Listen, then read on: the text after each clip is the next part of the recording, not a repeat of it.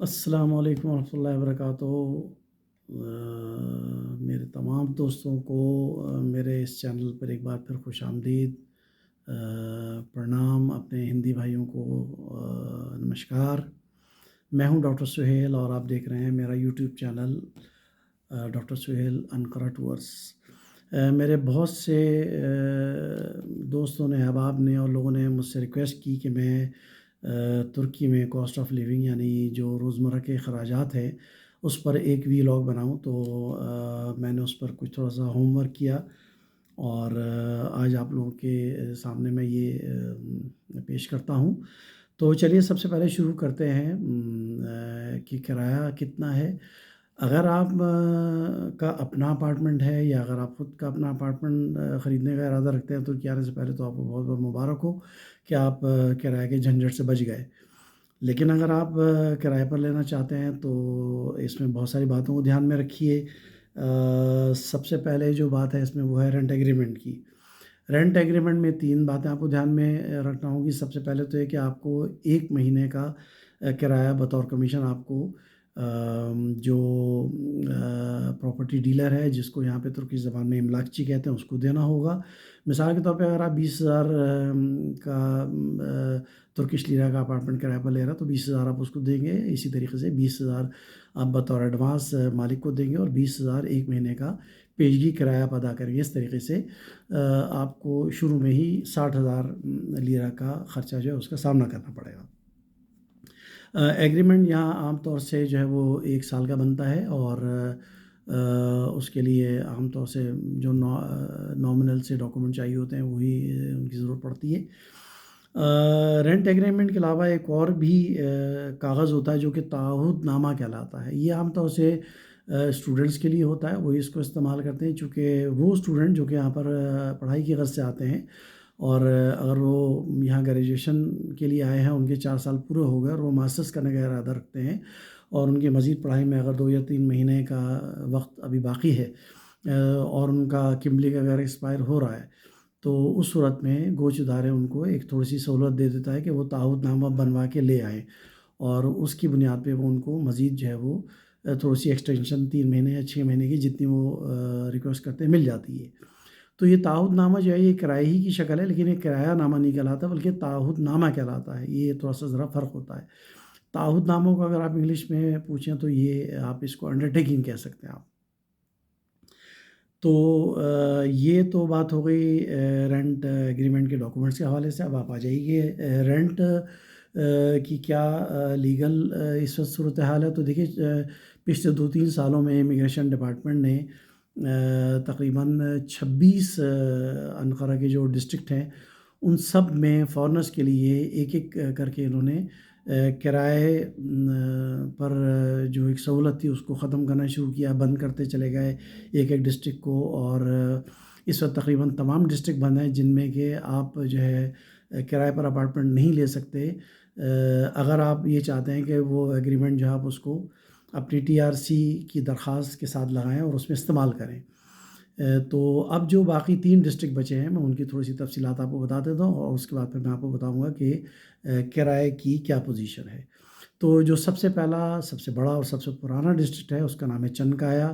یہ city centre کی ضلعی اور اولس سے قریب ہے اور اس میں تمام سفری سہولیات موجود ہیں۔ بہت بڑا ڈسٹرکٹ ہے یہ، اور اس میں جو عمارتیں ہیں وہ بالکل کہہ لیجیے آپ کے جدید سے شروع ہو کر، یعنی جنہیں 0 میٹر کہہ سکتے ہیں آپ، اور 25 سے 30 سال اور 35 سال پرانی عمارتیں بھی موجود ہیں۔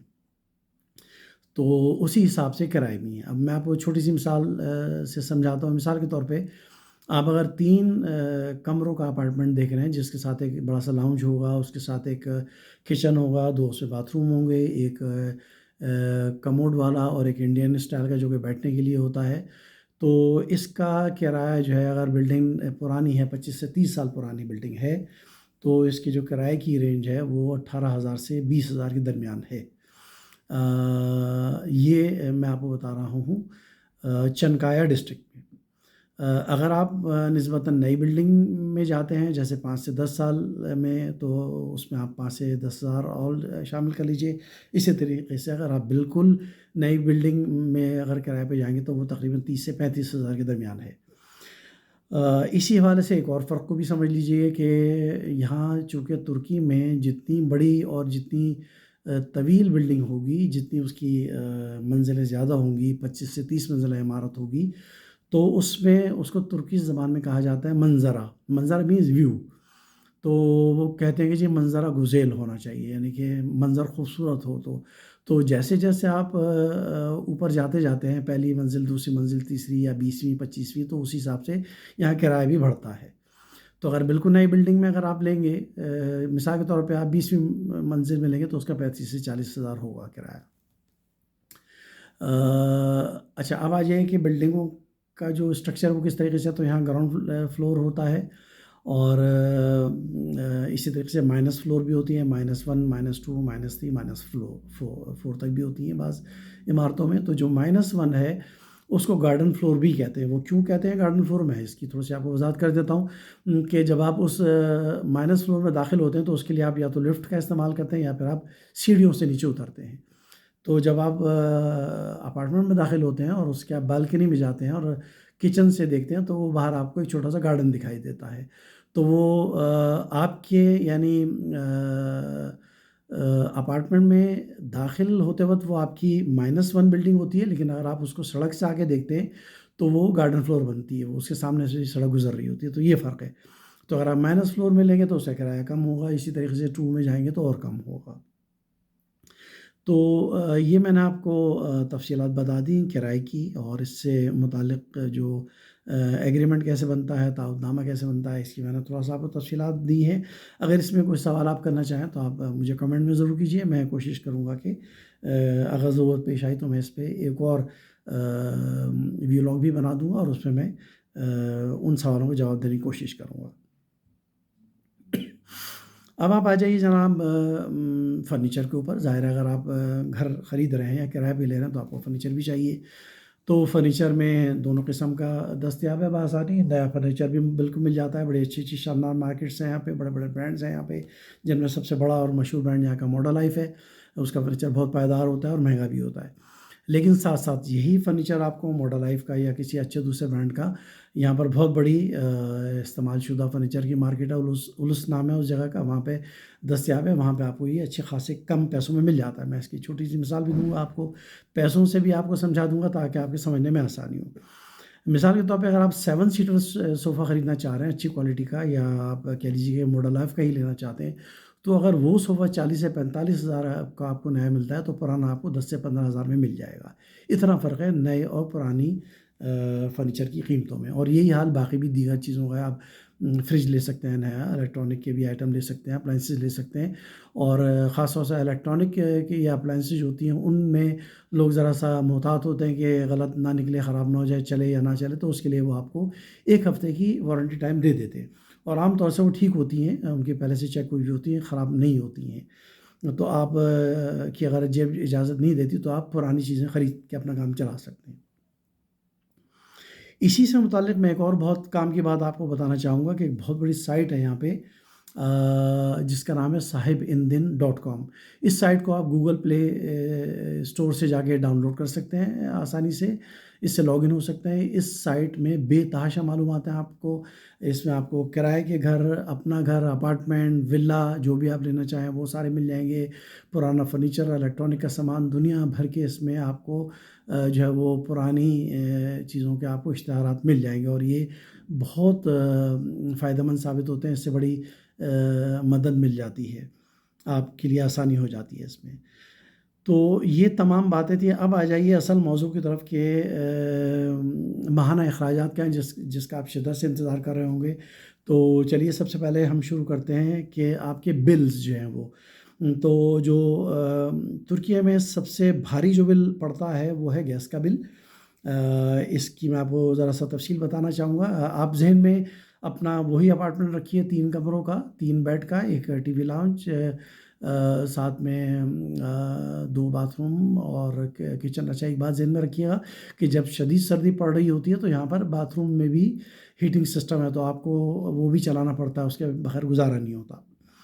تو جب یہ سردی ختم ہو جاتی ہے، جو کہ آپ کہہ سکتے ہیں کہ مئی کے مہینے سے تقریباً موسم خوشگوار ہو جاتا ہے، اس کو آپ سردی نہیں کہہ سکتے، اور آپ اپنے ہیٹر بند کر دیتے ہیں.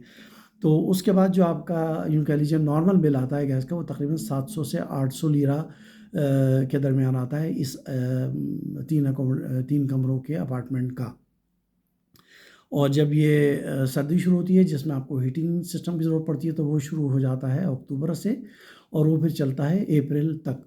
تو اس دوران پھر جیسے جیسے سردی بڑھتی ہے تو بل زیادہ آنا شروع ہو جاتا ہے. یہ پھر آپ کا بل آتا ہے جناب 2000 لیرہ سے شروع ہوتا ہے، پھر یہ 2500 3000، بعض کیسز میں یہ 3500 تک بھی جا سکتا ہے. یہ اس بات کا دار و مدار اس بات پر ہے کہ آپ کتنا استعمال کریں، کہ آپ 24 گھنٹے ہیٹنگ سسٹم کو چلا کے رکھتے ہیں یا کیسے آپ اس کو استعمال کریں، اور آپ کے کچن میں کتنی گیس استعمال ہو رہی ہے، یہ اس سب پہ منحصر ہے. تو سب سے جو آپ کو بڑا ڈینٹ پڑتا ہے وہ گیس کا ہے. اس کے بعد جو ہے وہ بجلی کا بل ہے. بجلی نسبتاً یہاں پر سستی ہے، بجلی کا بل اتنا زیادہ نہیں آپ کو بھرنا پڑے گا، آپ برداشت کر سکتے ہیں. اور یہ تقریباً سمجھ لیجیے کہ 350 سے 400 لیرہ کے درمیان جو ہے بجلی کا بل آتا ہے، جس میں آپ نارمل جو آپ کے اپلائنسز آپ استعمال کرتے ہیں، استری ہے، لانڈری ہے، کچن میں آپ کا اوون ہو گیا، اور اس طریقے سے جو اور چھوٹے موٹے بجلی کے آلات ہیں، ان کو ذہن میں رکھتے ہوئے یہ میں نے آپ کو بتایا ہے. اس کے بعد آ جائیے پانی پہ. جی ہاں، پانی کا بھی بل دینا پڑتا ہے یہاں ترکی میں، اور یہ بھی تقریباً 350 سے 400 کے درمیان آتا ہے. اس میں بھی اگر آپ ہفتے میں ایک دفعہ لانڈری کریں گے تو کیونکہ زیادہ خرچہ لانڈری میں ہی پانی کا استعمال ہوتا ہے برتن دھونے میں، تو یہ تقریباً ایسے ہی آئے گا آپ کو 450 سے 450 کے درمیان. اب ایک اور بات میں اس حوالے سے کرنا چاہوں گا ہیٹنگ سسٹم کی. یہاں پر ترکی میں گورنمنٹ نے اپنے گورنمنٹ ملازمین کے لیے ہزاروں بلکہ لاکھوں کی تعداد میں بے تحاشا اپارٹمنٹ بنائے ہوئے جو کہلاتے ہیں ٹوکی اپارٹمنٹ، TOKI. یہ ترکش اس کا مخفف ہے، یہ میں کمنٹس میں لکھ دوں گا. تو ٹوکی اپارٹمنٹ جو ہوتے ہیں یہ صرف ترکش لوگوں کے لیے ہیں، اور یہ بڑی اس میں سہولت دی ہوئی ہے حکومت نے، میں سمجھتا ہوں.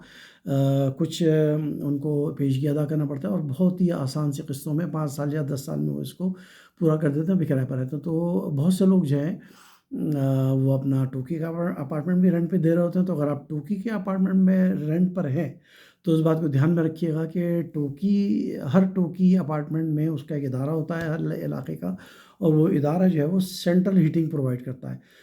تو سینٹرل ہیٹنگ کے جو ہے وہ چارجز وہ تقریباً ستمبر سے آنا شروع ہو جاتے ہیں. اگر آپ کا یہی اتنا ہی اپارٹمنٹ ہو، جیسے 2 کمروں کا، 1 کمرے کا بھی اپارٹمنٹ ہوتا ہے یہاں پہ، تو 1 یا 2 کمرے کا یا 3 کمرے کا اپارٹمنٹ مان لیجئے چلیے، تو اس کے جو ہیٹنگ چارجز ہوں گے مہینے کے، وہ تقریباً 600 سے 800 سے شروع ہوتے ہیں، اور پھر یہ 900 1000 1100 تک بھی جا سکتے ہیں. تو یہ ہیٹنگ جو ہے وہ ٹوکی اپارٹمنٹ کے حوالے سے. اب اس میں بلڈنگ کی میں نے آپ کو کرایہ بتا دی ہے، بلڈنگوں کے میں نے آپ کو جو اسٹرکچر ہے اس کے بارے میں تفصیلات بتا دیں. اب اسی سے متعلق جو آخری چیز رہ جاتی ہے وہ ہے بلڈنگ کی مینٹیننس، جس کو کہ ترکی زبان میں عائدات کہتے ہیں. تو جو پرانی بلڈنگیں ہیں جن میں 2 یا 4 منزلیں زیادہ ان کی فلورنگ نہیں ہے، یا جو اس میں بہت زیادہ مینٹیننس نہیں ہے، تو اس میں مینٹیننس کے چارجز تقریباً 150 سے 200 یا 250 لیرہ تک ہوتے ہیں. لیکن جو نئی اور جدید بلڈنگیں ہیں ان میں جو ہے وہ یہ ہیٹنگ چارجز جو مینٹیننس کے چارجز ہیں یہ 2000 سے شروع ہو کے اور 3000 تک بھی چلے جاتے ہیں. یہ دھیان میں رکھیے گا. اب آپ آ جائیے جناب جو اصل ٹاپک ہے گروسری کا. مجھے یقین ہے کہ آپ شدت سے انتظار کرو گے کہ میں کب آپ کو اپنے اصل مد نظر پہ آتا ہوں جس کے لیے میں ویڈیو بنا رہا ہوں. تو چلیے جناب گروسری سے سٹارٹ کرتے ہیں. گروسری پہ جانے سے پہلے میں آپ کو کچھ موٹی انفارمیشن دینا چاہوں گا. ترکی میں بہت اچھا سسٹم ہے. یہاں پر جو ہے وہ آپ کو چپے چپے پہ ایک بہت بڑی گروسری ڈپارٹمنٹل اسٹور کہہ لیجیے، اس کی چین ہے یہاں پہ، وہ نظر آئے گی آپ کو بم کے نام سے، BIM بم. یہ بہت اچھے اسٹور ہیں، بڑے صاف ستھرے، بہت شاندار بنے ہوئے ہیں. ان میں اچھی خاصی چیزوں پہ کافی انہوں نے ڈسکاؤنٹ لگائے ہوئے ہوتے ہیں، اور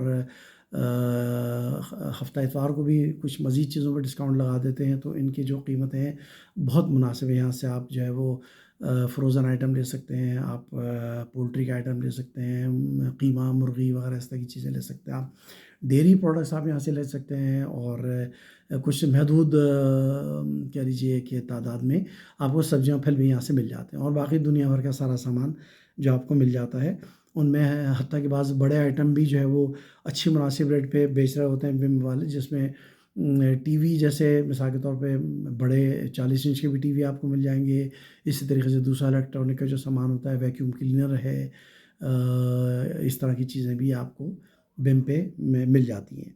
بم کے ساتھ ساتھ اسی طرح کی ایک اور چین ہے، اس کا نام ہے A101، ان پہ بھی تقریباً کم و بیش وہی سہولیات ہے جن کا میں نے بم کے حوالے سے ذکر کیا۔ اسی طریقے سے تیسری چین ہے، اس کا نام شوک ہے، یہ بھی چپے چپے پہ بنی ہوئی ہے لیکن نسبتاً ان کی چینز کم ہے۔ اور پھر ایک اور اسٹور کا میں ذکر ضرور کرنا چاہوں گا، اس کا نام ہے مگروز۔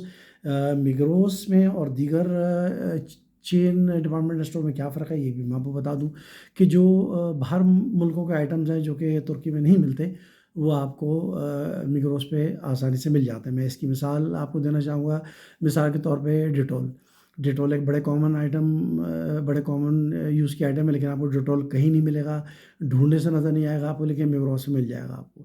اسی طریقے سے بہت سارے صابن ہیں، مثال کے طور پہ لوگ پسند کرتے ہیں، کچھ لوگ پیئرز صابن بڑے شوق سے استعمال کرتے ہیں، پیئرز صوب آپ کو مل جائے گا۔ اسی طریقے سے اور بہت سارے ایسے برانڈز ہیں، شیمپو وغیرہ اس طرح کی چیزیں جو کہ آپ کو اسی طریقے سے پاکستان سے عام، خاص طور سے، جی ہاں میں اس کا بھی ذکر کرنا چاہوں گا، انقرہ میں ایک مگروز میں آم کا جب موسم آتا ہے تو آم آپ کو مل جاتے ہیں، تو یہ مگروز کو بھی دھیان میں رکھیں۔ اور اس کے حوالے سے جو آخر میں جو بات میں کہنا چاہوں گا، اور وہ بہت فائدہ مند ہے، وہ یہ ہے کہ انہی اسٹور کے ساتھ ساتھ یہاں پر ہول سیل کا بھی ایک اسٹور ہے، 3 بنے ہوئے ہیں، وہ صرف 3 ہے پورے انقرہ میں، اور اس کا نام ہے سٹی گروس۔ یہ بالکل بہت جائنٹ سائز کے بہت بڑے بڑے ڈپارٹمنٹ اسٹور ہیں، جب آپ داخل ہوتے ہیں تو بالکل چیزیں اسی طریقے سے آپ کو ملیں گی جیسی کہ بم وغیرہ میں، لیکن قیمتوں کا بہت بڑا فرق ہے۔ تو اگر میں اپنی مثال دوں کہ میں خود اپنے گھر کے لیے بھی گروسری جب مجھے لینی ہوتی تو میں تقریباً مہینے میں ایک آدھ چکر ضرور لگا لیتا ہوں سٹی گروس کا۔ تو یوں سمجھ لیجیے، صرف ایک آپ کے سمجھانے کی حد تک کہ اگر ہم 1000 لیرے کا سامان خریدیں گے، مختلف کچھ بھی اس میں چیزیں شامل ہیں، سبزیاں، پھل، دالیں، چاول وغیرہ، جو بھی گوشت کے آئٹم ہیں، جو بھی آپ لینا چاہیں، یا شیمپو ومپو، اس طرح کی ہر چیز، تو اگر 1000 لیرہ کا سامان آپ لے رہے ہیں تو ایک محتاط میں آپ کو فگر دے رہا ہوں کہ آپ آرام سے 250 سے 300 لیرہ کی بچت کر سکتے ہیں، اور ہو جاتی ہے اتنی بچت۔ تو اگر آپ 2 سے 3000 لیرہ کی شاپنگ کریں گے تو یقیناً اس میں آپ کے اچھے ہینڈسم اماؤنٹ آپ کی بچ جائے گی۔ تو یہ جناب تمام باتیں تھیں،